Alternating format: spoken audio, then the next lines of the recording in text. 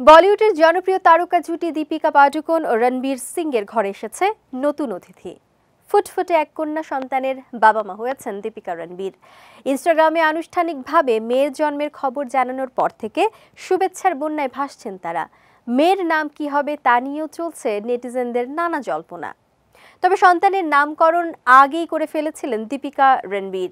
দীপিকার অন্তঃসত্ত্বা হওয়ার খবর প্রকাশ্যে আসার পর এক সাক্ষাৎকারে রণবীর জানিয়েছিলেন, তাদের ছেলে হোক বা মেয়ে হোক নাম হবে একই। কয়েক বছর আগে পরিবার পরিকল্পনা নিয়ে এক প্রশ্নের জবাবে তিনি বলেছিলেন, আপনারা সবাই জানেন আমার বিয়ে হয়ে গেছে, কয়েক বছর পর বাচ্চাও হবে।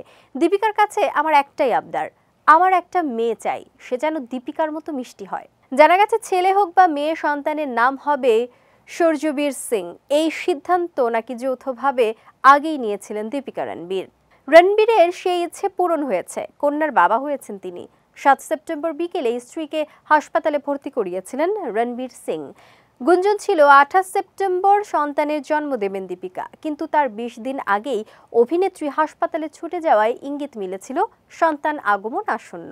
8 সেপ্টেম্বর বেলা হতে না হতেই মিলল সুখবর, দীপিকার কোলে আলো করে এলো কন্যা সন্তান।